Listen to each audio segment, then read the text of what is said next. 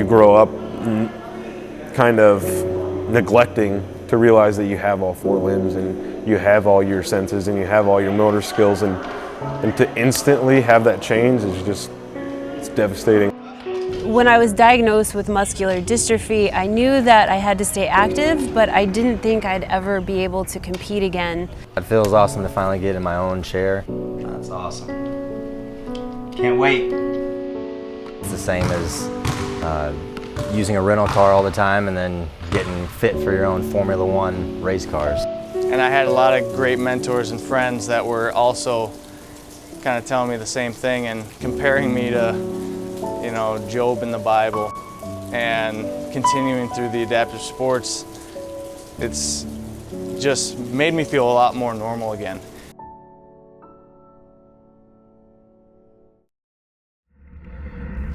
Everything was great.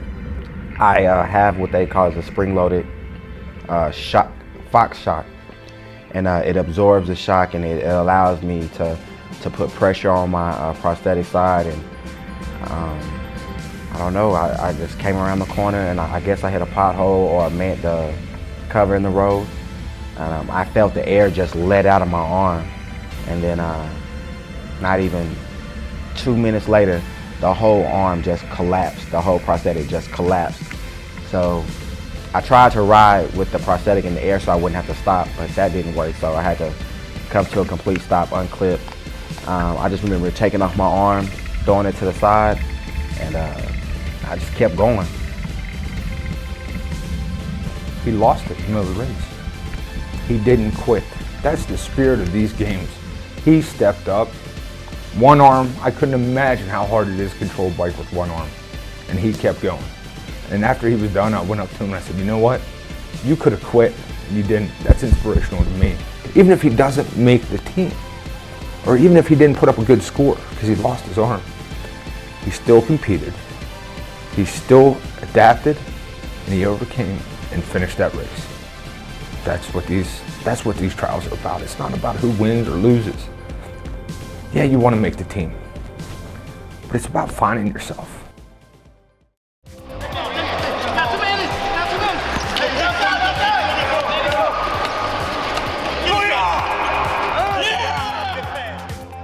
The focus changes for an individual when they get injured, obviously, because now they have to look at a life in a different context.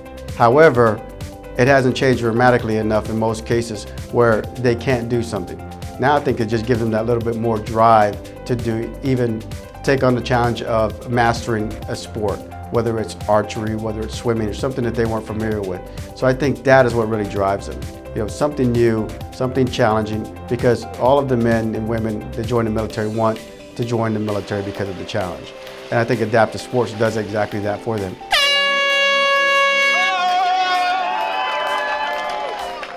The Military Adaptive Sports Program means a lot.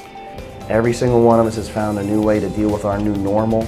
My son and daughter are seeing people with multiple amputations, severe burns, severe injuries and wounds, who are not only surviving, but thriving. I'm a part of a community, a family.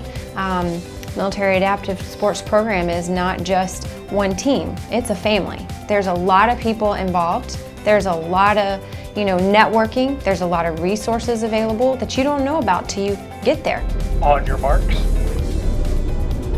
set. The Military Adaptive Sports Program is everything to me. I was so depressed about my injuries and everything that had happened to me, and I just wanted to be active again. And Military Adaptive Sports gave me that opportunity to be active again. Nice, Monica, nice.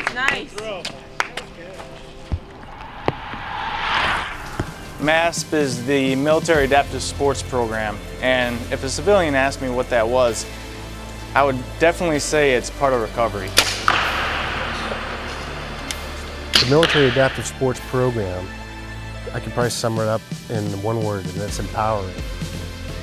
These young men and women have done such great things and made sacrifices for our country that we as a nation owe it to them to provide the best possible support that we can through their recovery process. The wounded, ill, and injured members of the military deserve the very best of our country has to provide for them. I mean, our nation expects it, our leadership expects it, and that's what we should be doing. We should put every single effort we can into helping their recovery process.